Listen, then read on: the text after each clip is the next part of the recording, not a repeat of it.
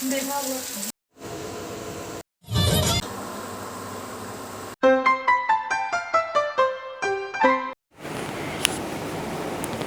रास्ते में हाथी मिल गया जो कि ट्रक के एकदम सामने आ गया था। मेरी गाड़ी आगे चली गई इसलिए मैं शूट नहीं कर पाई। और ये मेरा नया आशियाना है जहाँ पर लाइट चली गई है और मैं हाथ पंखा, देसी पंखा जो हमेशा काम में आता है, उसको चला रही हूँ।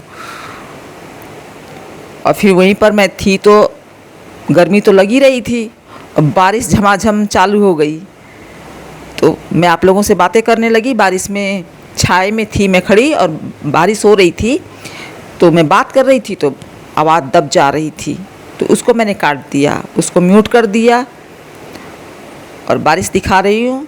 आप लोगों को देख के समझ में आ गया होगा कि मैं अपने ससुराल में आ गई हूँ। ससुराल का जो मेरे गांव है भदोही में, वहाँ पर आ गई हूँ। और ये इसी के पीछे मेरा अपना मकान है।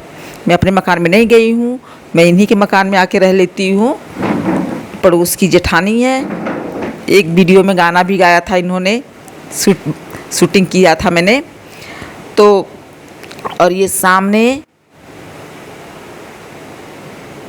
ये सब मौसम सुहाना हो गया, वही मैं दिखा रही हूँ आप लोगों को। एकदम खेत में पानी भर गया है जबकि बारिश मतलब तर हो गया है जिसको कहते हैं। और पानी अभी भी गिर रहा है, ऐसा नहीं है कि पानी नहीं गिर रहा है, ये मोबाइल में पता नहीं चल रहा है लेकिन पानी अभी भी गिर रहा है। और यहाँ मैं दिखाना चाह रही हूँ आप सबको कि यहाँ पे एक लेडी अपने बच्चे के साथ गांव में घूम रही है, भीख मांग रही है। अब मुझे ये नहीं समझ में आता कि ऐसे लोगों को भीख देना चाहिए कि नहीं देना चाहिए। ये पीछे है, ये देखिए पेड़ के बगल में, और अभी ये आगे भी आएंगी जहाँ से दिखाई देंगी। मैं कोशिश करूँगी दिखाने के लिए कि ये भीख मांग रही है। आज भी गांव में घूम घूम कर लोग भीख मांगते हैं, लेडीज़ मांगती हैं। तो समझ नहीं आता कि उनको भीख दें कि ना दें, क्योंकि देने से तो भिखारियों की ऐसी आदत ही बनी रहती है, वो भीख मांगे और खा लिए, और ना दें तो भी समझ में नहीं आता है। खैर फैसला अपने ऊपर होता है, जो अच्छा लगे वो करना चाहिए। और वहाँ से वापस आने के बाद रात को मैं करीब 9 बजे बनाने लगी चावल तहरी, लेकिन वो नीचे एकदम से जल गया था, मैं भूल गई। अच्छा हुआ कि सिर्फ नीचे जला था और ऊपर से मैंने बचे हुए जो चावल थे उसको मैंने निकाल लिए।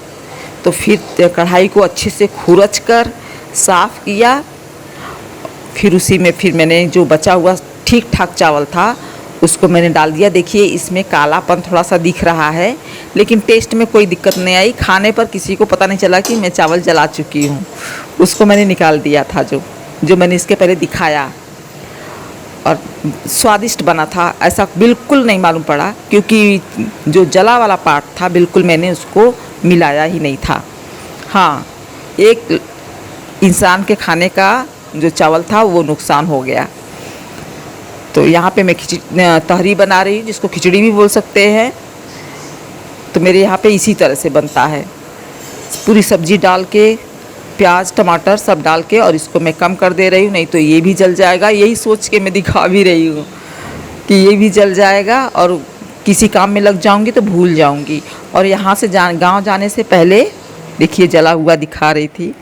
गाँव जाने से पहले प्रयागराज में जब थी तो शाम को, फ्राइडे को मैं गांव गई थी और थर्सडे को शाम को मैंने यहाँ पर प्रयागराज में पकौड़ियाँ बनाई थी।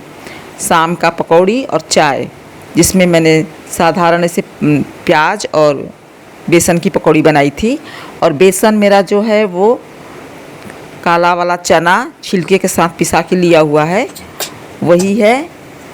तो उसमें मैंने प्याज और बेसन, लहसुन, मिर्चा, हरी धनिया, लेकिन मैंने काटा नहीं जबकि मेरे पास था, लेकिन मैंने काटा नहीं। आज धनिया था मेरे पास लेकिन मैंने उसको काटा नहीं, थोड़ा गिजिर गिजिर सा लग रहा था इसलिए नहीं काटा। और नमक, थोड़ा सा मसाला, थोड़ी सी हल्दी पाउडर, इतना आइटम मिला के मैंने इसको पकौड़ी का एकदम बेसन तैयार कर लिया है, घोल जो भी है, डो बैटर और ये मैंने दुपट्टा ओढ़ लिया है क्योंकि मैं अपनी दादी मौसी मामी, दादी को तो नहीं देखा है मैंने, लेकिन मौसी को और अपनी सास को भी देखा है और अपनी माँ को भी देखा है, सब लोगों को देखा है कि जब वो कुछ तलती हैं तो अपने सिर पर पल्ला रख लेती है या कोई कपड़ा रख लेती हैं। तो वही काम मैंने, उसका मेन कारण मुझे नहीं मालूम, लेकिन कर लेती हूँ, कोशिश करती हूँ। कभी कभी भूल भी जाती हूँ, ऐसा नहीं है, लेकिन कोशिश करती हूँ, रख लेती हूँ। तो वही मैं रखी हूँ दुपट्टा सिर पर, क्योंकि पूड़ी तलना है या कुछ ऐसा तो रखते हैं हम लोगों के यहाँ। और मेरी मम्मी तो पानी भी रखती थी, एक लोटे में पानी करके चूल्हे के सामने रख देती थी। और देखिए करारी एकदम मस्त पकौड़ी दिख रही है। ये इसमें तो ठीक ठाक दिख रही है, लेकिन सामने से थोड़ी काली थी क्योंकि छिलके वाला चना है। और मेरी चाय, आ जाइए आप लोग भी चाय पी लीजिए और छिलके वाली पकौड़ी खा लीजिए। काले चने की छिलके वाली बेसन की पकौड़ी, काले चने की छिलके वाली बेसन की पकौड़ी, काले चने की छिलके वाली बेसन की पकौड़ी। आइए करारी खस्ता आप सब भी खा लीजिए, बहुत ही टेस्टी बना है। ये न्यूज़पेपर पे मैं जिस पे निकाल रही हूँ वो, उस पर मैं पहले पापड़ भी निकाल चुकी हूँ, तो उसी पर मैं पकौड़ी भी निकाल रही हूँ ताकि जो एक्स्ट्रा ऑयल है उसको सोख लेगा। हालांकि कितना बचाएंगे, थोड़ा बहुत जो थाली में रहेगा तो थाली में ही फैलता रहता है ऑयल, और इसमें है तो पेपर सोख लेगा, वरना खाना तो जितना है उतना ऑयल तो पेट में जाएगा ही, उसको तो बचा नहीं सकते हैं। क्योंकि जीभ को तरावट चाहिए, संतुष्टि चाहिए, तो ये सब खाना ही रहता है। तो चलिए मैं आप लोगों से, इतना मैंने तल लिया है और इतना बाकी है, इसको मैं तल लेती हूँ, फिर मैं आप लोगों से मिलती हूँ। आइए चाय और पकौड़ी खा लीजिए। ये मैंने निकाल दिया है, ले जा रही हूँ, सबसे पहले बेटे को दे दूँगी, उसके बाद मैं उसको तलती रहूँगी। मिलती हूँ आप लोगों से अगले ब्लॉग में, तब तक के लिए नमस्कार। आते रहिएगा वीडियो पर, प्लीज़ लाइक करना बिल्कुल मत भूलिएगा और नए हैं तो सब्सक्राइब करना।